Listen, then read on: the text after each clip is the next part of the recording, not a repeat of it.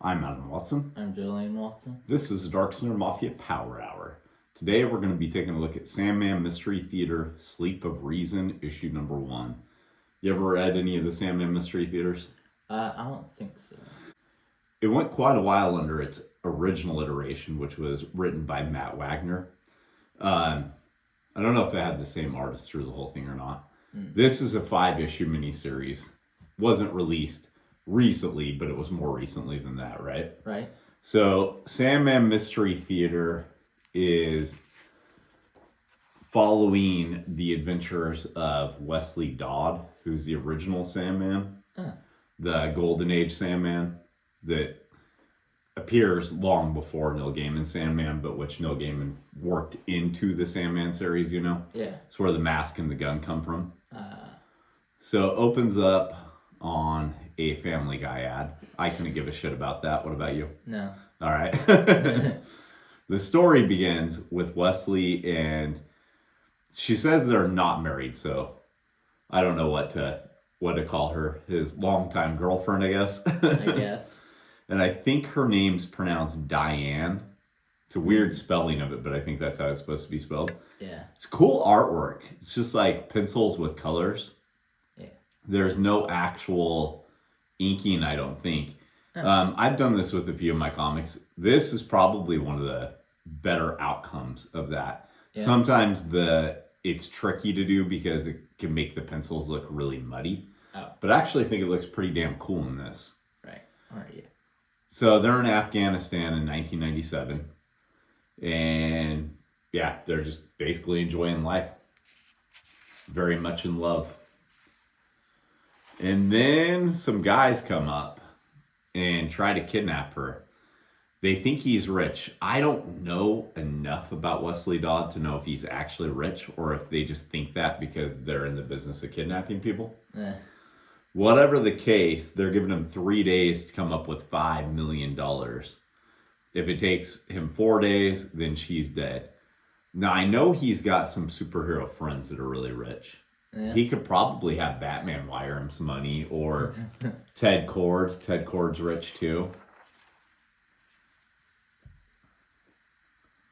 But it then just suddenly kind of goes to Afghanistan in the present day. I'm not exactly sure when the present day is because I don't know when this came out. Yeah. I didn't look in the indicia, did you? Yeah.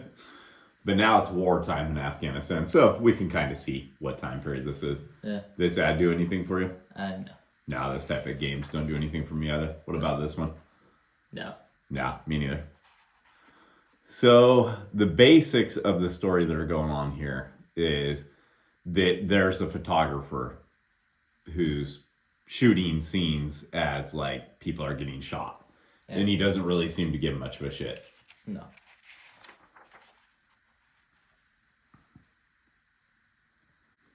The other soldiers don't seem to like him very much, which I can understand why. He's taking pictures of them as they die. It's pretty fucked up. But everybody's got a job, right? Right. What about this ad? That do anything for you?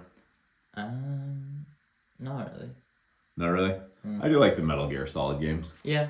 I didn't even know there was one specifically on the PSP. Yeah, so this is just kind of more of the same story going on. That Doom Patrol ad do anything for you? It's an interesting looking ad. Yeah. Doom Patrol's been around forever, but this is the iteration that the TV show is most closely related to. So I've never actually read the Grant Morrison run, but I am curious to give it a shot, especially since I like the TV show a lot. Yeah. Yeah, so back to the comic. There's apparently some super guy out there who's just managing to like slit everyone's throats without them even getting off a single shot. And the photographer wants to interview him for some reason. This is a madman right there. So it's pretty fucked up. Yeah. He goes and talks to a kid who wants payment to hook him up with a guy to interview. Somebody else has a different idea because they just whack him over the head with a pry bar. This double page spread doesn't exactly work for me. No.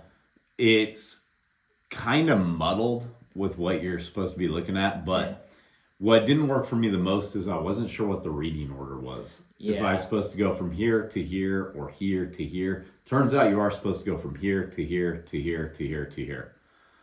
But yeah, it doesn't really work. And it's just talking about Chicago, and I don't really understand what that's all about. Me neither. Especially since they're in Afghanistan. But it's some sort of dream somebody's having. Reservoir Dogs, that is a weird movie to turn into a video game. Yeah? Yeah, I think so. I don't know, though. I never played the game. Could be fantastic. He's been captured by the guy who has been slitting everyone's throats. And the guy keeps talking about dreaming. It kind of seems like he's connected to the world of the dreaming somehow. And that's how he's doing what he's doing. Do you like this, Ed? Really? I love that. Oh. I love everything Fables, though. So it's not that surprising. That work on you at all? You're just completely immune to all ads in this one. They're not exactly the best looking. No. Me.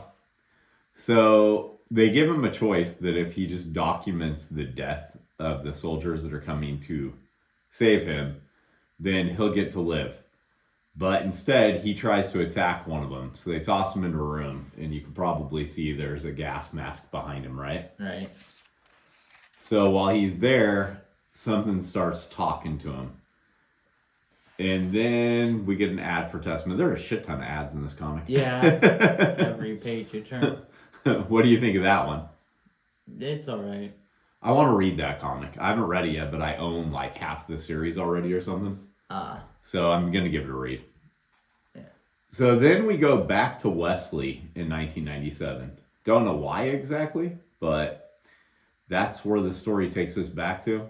And he just starts attacking these guys. He's got a really great line here. I would die for her. Will you?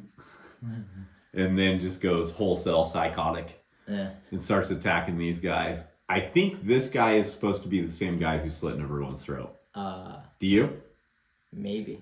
He looks the same, right? Right. So then it goes back to the present day. And he somehow has Wesley Dodd's gun. Don't know how. But he does. He manages to put them all to sleep with it. You like the Lucifer ad at all? Yeah. That's a good comic. Yeah. Yeah. It's available in 2 omnibus editions that collect the entire thing. It's very well worth the read. Took me a long time before I got around to reading it, but once I did, I actually think it's the equal of Sandman in a lot of ways. So yeah, he's just running around on the battlefield putting people to sleep while they light him on fire. And he falls down on fire. And that's just kind of where it ends. It's just as this guy dreamed. I don't know if this guy is the guy who went around slitting everyone's throat because he's in shadow. All in all, though, not a bad first issue. No. You like the Animaniacs and Peaky the Brain ads, at least? Yeah. You are hard to please. I hate that ad. Yeah. So, Sandman Mystery Theatre, Sleep of Reason. Would you read the other 4 issues in the series? Or do you feel like you're missing too much and you need to go back and read the Matt Wagner stuff first? I feel like I'm missing so much. I do too. But since this is a standalone miniseries, I'm not sure how much would be answered by reading the other stuff. But all the same, I've been wanting to read the original Sandman Mystery Theatre for quite some time. So I'm going to go back and read it all anyway. As soon as I have actually collected it all, which I have. I think I have over half of it right now. So we forgot to do the credits. Maybe because they put them at the very end. John Nayriber is the writer on this. Eric Gwynn is the artist. Lee Lowridge is the colorist. Rob Lay did the letters. And Tim Bradstreet did the cover art. Yeah, I can see that being a Tim Bradstreet cover. All right, you got anything else? Nope. Let's go make some comics. We didn't create the comics that were featured in today's episode, but we did create these. Check out Ghost Assassin in the Cards and the Chihuahua Who Flew Away mini comic, both of which were written by me. The Chihuahua Who Flew Away was illustrated By me.